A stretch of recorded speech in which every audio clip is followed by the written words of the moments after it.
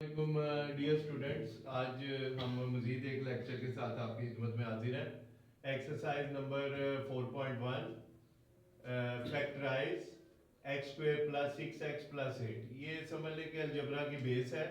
Factorisation में ये form आपको पता होनी चाहिए। सबसे पहले तो आपको पता होनी चाहिए ये फॉर्म कौन सी है। ये क्वाड्रेटिक फॉर्म है, ये एक्सप्रेशन क्वाड्रेटिक फॉर्म में है।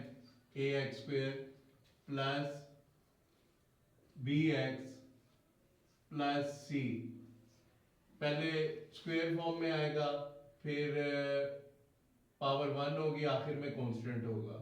इधर भी आप देख सकते हैं, पहले स्क्वायर है, फिर पावर 1 है वेरिएबल की, आफ्टर दैट कांस्टेंट है। तो ये तीनों एक तरह के सवाल है। फैक्टराइजेशन में पहचान करना जो है बहुत ज्यादा जरूरी होता है।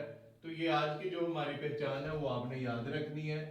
ax square plus bx plus c की फॉर्म में एक्सप्रेशन होगा, इसकी हम फैक्टराइजेशन करेंगे। तो इसका तरीकाकार क्या होता है, एक्स स्क्वायर के शुरू में कोई कोफिशिएंट नहीं है तो आपने 1 मुझ से लगा देना और 8 1 दा 8 पहले और आखिरी नंबर को मल्टीप्लाई करना और सीधा रफ वर्क में जाना है। अब 8 के आपने ढूंढने हैं प्राइम फैक्टर्स।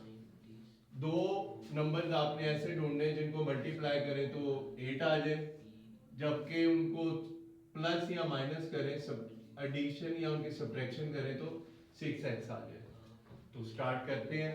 मैं लिख सकता हूँ 1 मल्टीप्लाइड बाई 8, 8 और 1 9, 8 में से 1 के 7, मुझे 6 चाहिए, ये वाला फैक्टर नहीं कंसीडर होगा। आफ्टर दैट 2 आ जाएगा, 2 4 दा 8, 4 और 2 मिलके 6 बना देंगे। अब साइन आपने जो है ये प्लस का बड़े नंबर को देना, बड़ा नंबर इधर है 4, और 2 को अगर आप माइनस देंगे तो 4 में से दोगे 2, लेकिन आपको तो 6 चाहिए, तो जाहिर बात है आप इसको प्लस 2 देंगे। अब 4 में 4 में 2 ऐड करेंगे, 6 भी आ जाएगा, मल्टीप्लाई करेंगे तो आपकी 8 की रिक्वायरमेंट भी पूरी होगी। तो इसके जो प्राइम फैक्टर्स बने,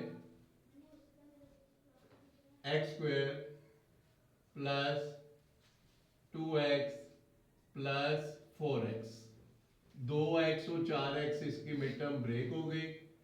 आफ्टर दैट आपने कॉमन लेना है, x कॉमन आ गया, अंदर आपके पास चूंकि x यहां भी आ रहा है और 2x 2 के साथ भी x मौजूद है तो छोटी पावर कॉमन आती है। ये पेयर की सूरत में आपने कॉमन ले लिया, x स्क्वायर था, x कॉमन आ गया, एक x बाहर चला गया, स्क्वायर था, यहां से 2 रह गया, क्योंकि x कॉमन आ गया तो लिखने की जरूरत नहीं। कॉमन लेने का मतलब होता है अंदर डिवाइड करें, यहां से आपको बेटर समझ आएगा। इन दोनों पेयर, इस पेयर में से 4 कॉमन आ गया, x 4 का 8 को 4 पे आप डिवाइड करेंगे, 4 2 ज़ा 8। तो कॉमन लेने से मुराद है कि अंदर वाली टर्म्स को आप जो चीज कॉमन ली है उस पर डिवाइड करें। आफ्टर दैट ये पूरे में से क्या कॉमन आ रहा है, x प्लस 2 कॉमन आ रहा है। x प्लस 2 जब मैंने कॉमन ले लिया तो अंदर सिर्फ और सिर्फ x प्लस 4 रह गया। नेक्स्ट शॉर्ट क्वेश्चन कहते हैं इसी तरह से हम उसके फैक्टर ढूंढेंगे। शुरू में कोई कोफिशिएंट नहीं है तो 1, 10 1s are 10। अब मैंने दो नंबर्स ऐसे ढूंढने जिन्हें मल्टीप्लाई करें तो 10 आए, ऐड या सब्ट्रैक्ट करें तो 7 आए। 1 से स्टार्ट करेंगे, 1 2 3 तक मैं लिख लेता हूँ। 1 मल्टीप्लाइड बाई 10, 10 में 1 ऐड किया 11, 10 में से 1 सब्ट्रैक्ट किया 9, मुझे 7 चाहिए। ये ऑप्शन खत्म, इसे नहीं हम कंसीडर करेंगे। 10 को 2 पे डिवाइड करेंगे, 2 को 5 से मल्टीप्लाई करें तब भी 10 आ जाएगा। 5 और 2 मिलके 7 बना देंगे। ये साइन जो है बड़े नंबर के साथ जाएगा, बड़ा 5, 2 को भी प्लस का साइन दे देंगे। तो मेरे पास फैक्टर्स बन गए x square plus 2x plus 5x plus 10। इधर से छोटी पावर x है, x कॉमन आ गया, अंदर आपके पास रह गया x प्लस 2। इन दोनों में से 5 कॉमन आ गया, क्योंकि 10 और 10 भी 5 के टेबल पे जाता है, 5 खुद के टेबल पे 5 पे जरूर जा रहा है। 5 1 5 1 लिखने की जरूरत नहीं, अंदर x रह गया, 5 2 10। अब इस पूरे एक्सप्रेशन में से x प्लस 2 कॉमन आ गया। अगर x प्लस 2 कॉमन आ चुका है तो अंदर आपके पास जस्ट x प्लस 5 बाकी रहेगा। अब नेक्स्ट जो है उसको हम कहते हैं सम को सोल्व। 56 1 दा 56, 1 2 3, 56 में 1 ऐड किया 57, मुझे 1 चाहिए क्योंकि x का कोफिशिएंट 1 है। सब्ट्रैक्ट किया 55 रह जाएगा।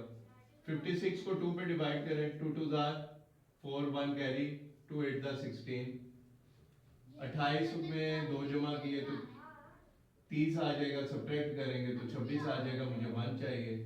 इसी तरह ये 3 पे जाएगा, ये फ्रैक्शन में आ जाएगा। 4 पे जब आप 56 को डिवाइड करेंगे, 4 1 दा 4, एक कैरी गया, 4 4 दा 16।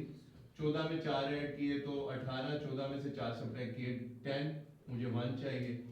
5 पे भी नहीं जाएगा, 6 पे भी नहीं होगा, 7 6 पे करके देख लेते हैं।